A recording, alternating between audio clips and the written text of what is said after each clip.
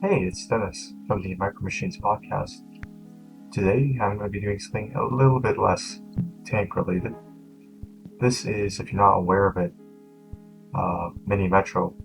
It's basically an indie game that's being developed. It sort of focuses on making your own subway system and all that stuff. It's pretty cool.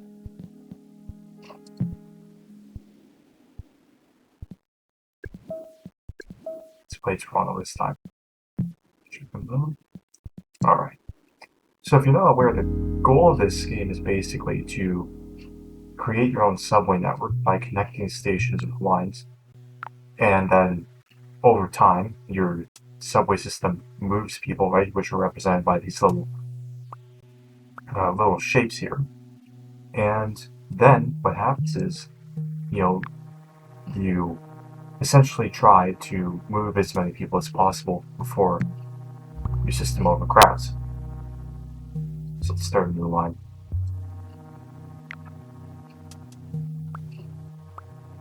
It's a final season here for me, so I figured to just have a more relaxing time, discuss the Micro Machines podcast that I'm working on right now, and yeah, just watch some relaxing subway ASMR. I guess you could call it visual ASMR. Certainly not as exciting as what Greg posts with his VR warplanes, but it's something. It's something.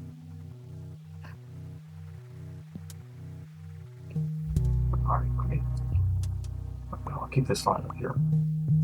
There we are. And if you didn't catch it earlier, this is the Toronto subway.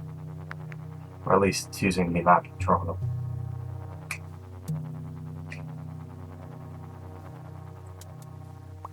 Yeah, so it's exciting times for the Micro Machines podcast. We are going to be posting our 5th episode, which is going to be on the M50 Ontos, probably any day now. And we've got another episode that we're working on, episode 6, which is going to be about it's going to be less so about, say, a specific tank. It's going to be about active protection systems, things like Trophy, Afghanet, Arena. We're going to be talking a bit about those, how they work, and then also scale models of them, which is pretty exciting, I'd have to say.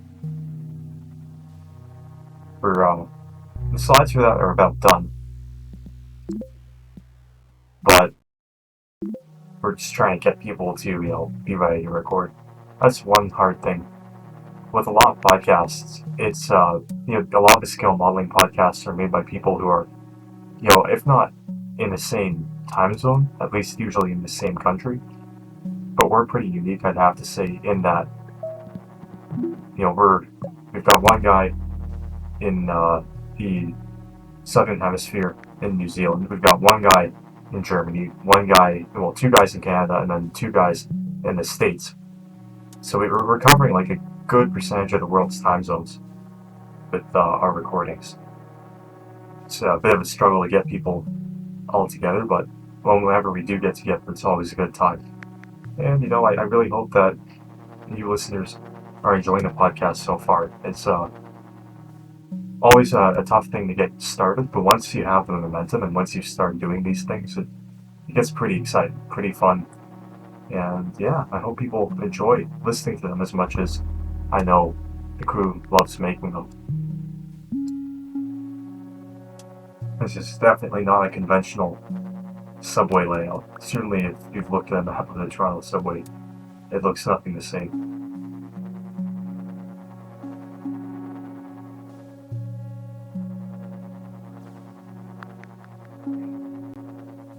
As far as myself, I've been picking up a few projects. We try to have an episode out per week, but I don't think we'll be able to really make that schedule.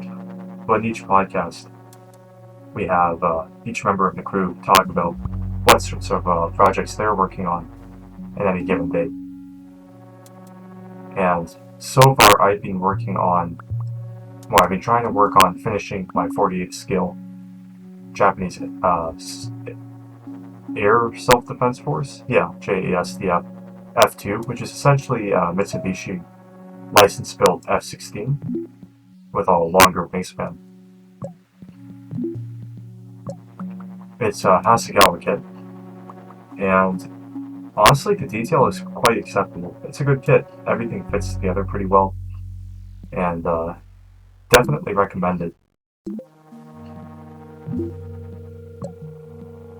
So far, though, the problem is basically just getting the cockpit painted, which is going to take a little bit of time.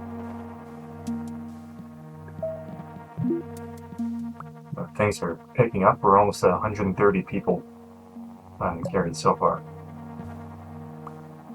This game starts off very slow, but then give it a few minutes and it picks up a lot.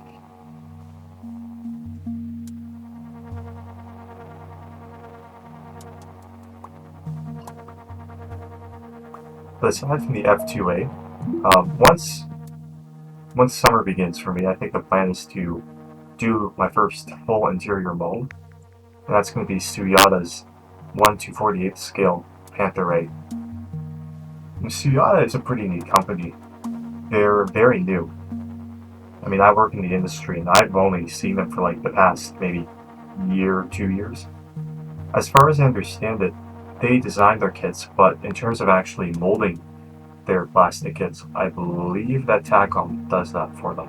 They basically get Tacom to do the work, the scut work of molding, so they can focus on design.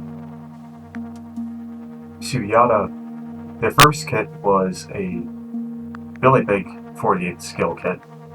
It featured their Panther A with the full interior, plus the 16-ton straddle crane, which is like the repair and maintenance crane that the Wehrmacht used in the Second World War.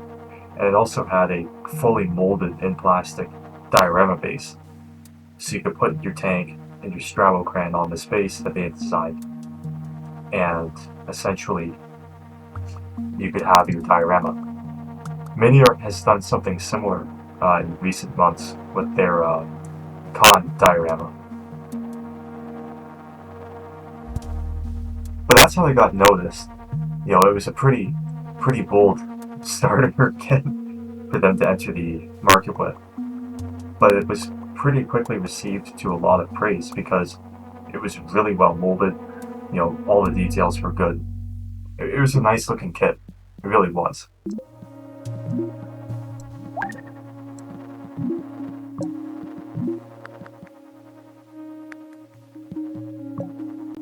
So the kit I have is essentially that same Panther A that came in that original diorama kit, but instead of having a straddle crane and all the other stuff, it's just the tank.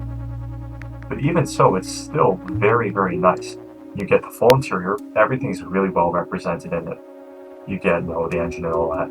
You get, what do you get? They're Lincoln Life tracks, which are very nicely molded, nicely detailed.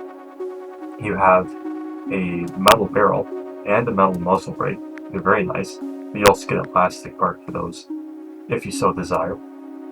And Simrit decals, which I'm no German armor expert. I haven't done German armor in a long time, but it looks good to me. It's three-dimensional, looks about right.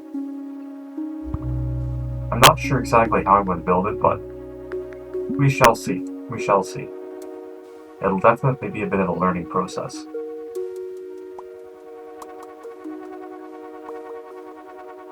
I know that since then, Suyada has followed up with doing a Tiger 1.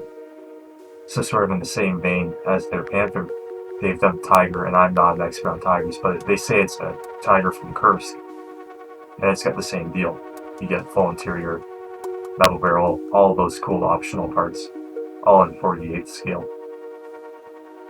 It's interesting, I haven't actually gotten around to doing too much 48 scale armor, but from what I can see, it's pretty good. The detail is definitely there. Obviously, you sacrifice a bit when you're not in 35th scale, but on the whole, it's actually not bad. It's quite acceptable. More than that, I think careful detailing, with your paintbrush should do a very nice job.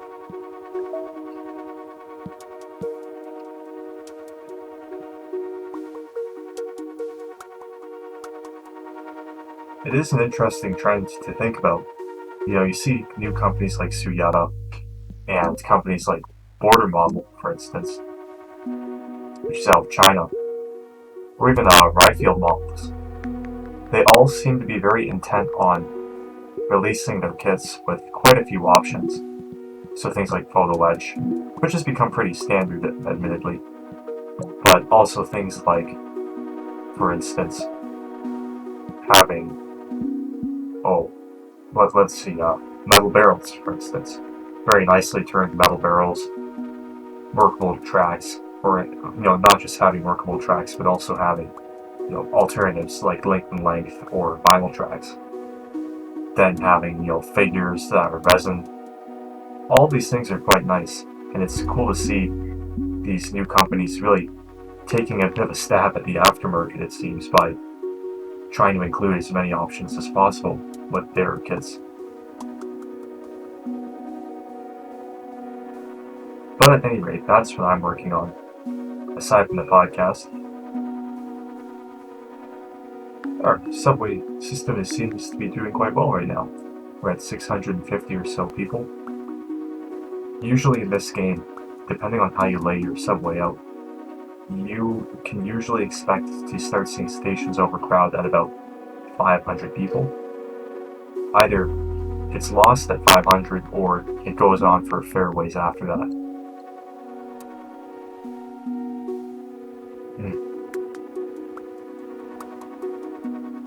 All this train stuff is making me want to start a railroad layout.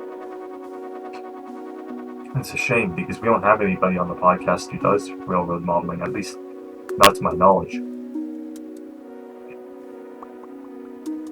Yeah, an HO scale streetcar layout in Toronto, that'd be pretty cool.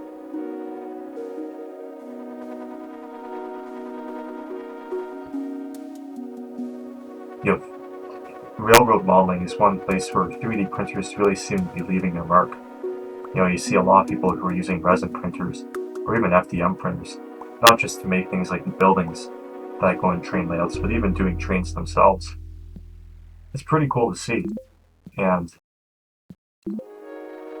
I think, like so many other aspects of the hobby, 3D printers, in particular resin printers, are really changing the game, if I can be so bold as to say that.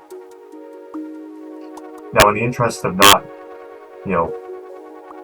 robbing our next podcast episode of anything to talk about, I won't go too much into detail in this, but it definitely seems like there is a bit of a shift going on in the, not just the hobby world, but also the industry.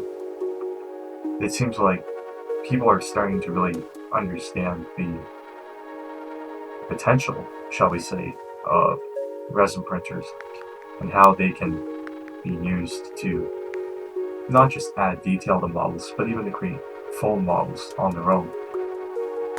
I've got resin printing that I can say with confidence. I think in a few years' time, especially if they continue to get cheaper, what we're going to see is that, like a nice airbrush, or like a cutting machine, like a Cricut, resin printers are going to become one of those tools that most modelers who are an intermediate, or in my case an amateur level, but with the time to dedicate to it, they're all going to start having 3D printers. And when you think about it, scale modeling is perfect for 3D printers, because 3D printers are meant basically to produce detailed physical models of something in short production runs. They're not meant to, be used for mass production, which is something that, it seems like back in the earlier days of 2015, 16, some companies were trying to do that. It never really quite worked out. Just because it's so hard to mass produce stuff. They take so long to make stuff. It looks like we're starting to have some overcrowding. We are at 1,100 people, which is actually pretty good. We'll see just how long we can keep this going for. That's pretty cheeky. Let's get some cars and carriages up.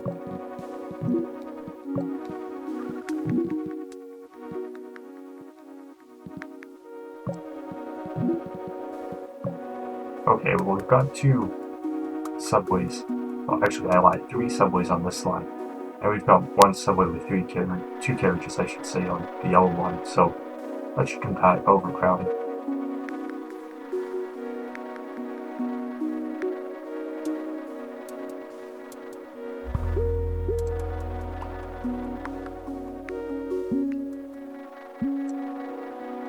If only it were this simple to get public infrastructure built in real life like this.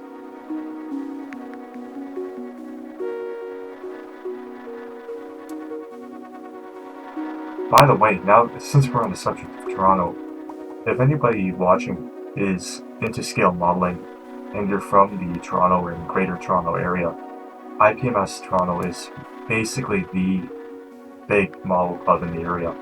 They meet online right now at the beginning of each month. I believe it is the first Monday of each month. And they discuss all sorts of things. Each meeting usually has a seminar. Usually it's on something like, a certain technique in weathering or something like that. And it's, after that, people have the chance to basically do show and tell, show off their work, what they're doing. And then there's just basically discussion. Obviously, it'll be nice when things go back to in person. Normally they meet in North Toronto, about the same schedule. And then people can actually bring stuff in, trade, swap models and all that. We run a fair number of events each year as well. I know Heritage Con, which is run at the Canadian Warplane Heritage Museum in Hamilton, Ontario. I believe they work to some extent with the organizers of that, if not being the organizers themselves. But they're very involved in the community, and it's a bunch of great modelers, a really supportive group, and yeah, there's a huge amount of knowledge there on the hobby.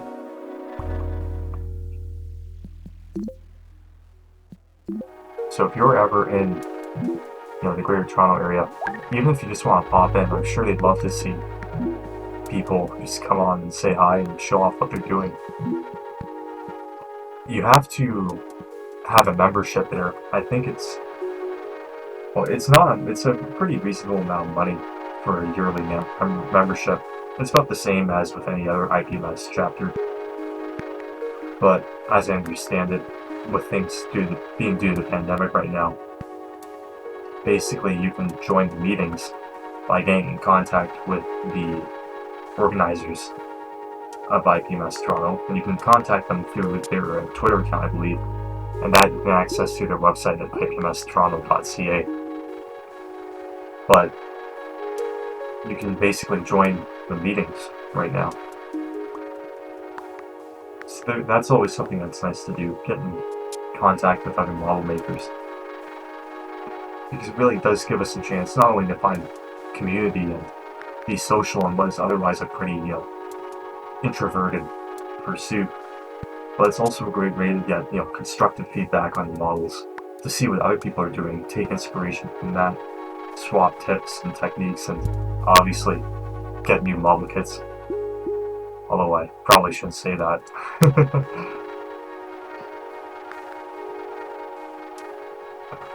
Speaking of social connection, I'm going to put the link to the Micro Machines podcast Discord in the link of this video. There's a great bunch of people on there, some really, really talented modelers. And, we've got all sorts of different channels dedicated to, various discussions about modeling, getting inspirations on things, sharing techniques, and showing off your works in progress. And we also have a lot of less on topic, shall I say, channels that are just dedicated to everything else, whether that be other hobbies you're doing or prepping for our podcast. It's all there. So if you'd like to join a new but very welcoming and very friendly community, definitely consider joining the podcast Discord. And again, the link to that will be in the description of this video.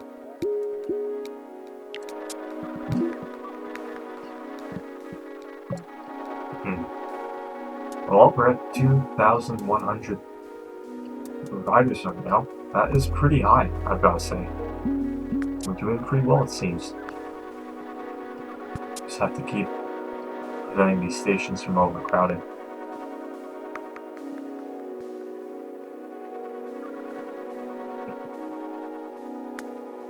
At any rate, I'd love to hear what anyone who's listening, what you guys are working on right now.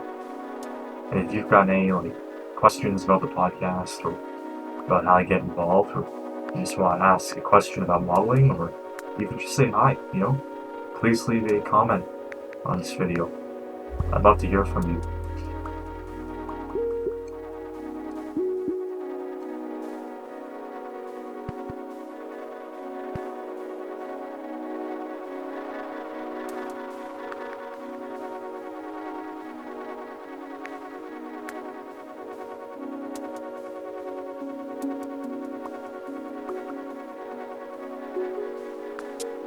Sometimes it's nice just to sit back, watch your little subway network come to life. It's oddly therapeutic. Oh, what's this? That's a fair distance away. Well, let's just connect your streetcar network to that.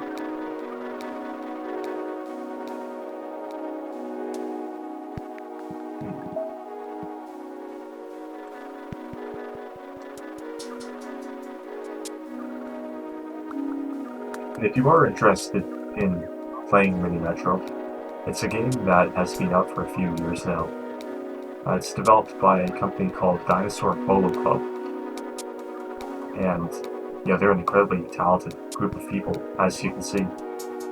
It's a simple game, but there's actually strategy to it, and I know some people try hard at it and come up with all sorts of strategies and algorithms for beating it. Personally, I just like watching all this stuff happen.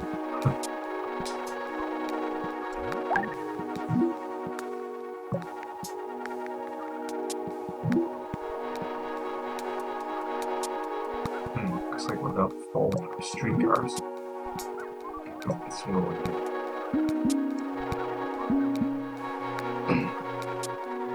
But yeah, Dinosaur Polo Club. You can find them on Google, and also you can find them on Steam or the Google Play Store. This is a multi-platform game. You can play it on PC like what I am right now, or you can do it on your phone or whatever. Nice way to pass the time, say if you're stuck on a bus or a train or something like that.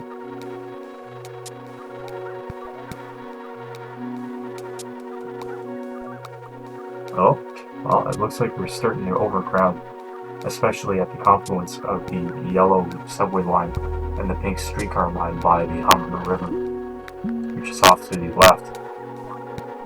We'll see if the trains can fix that or not. Oh, doesn't look like it. Well, that's not bad.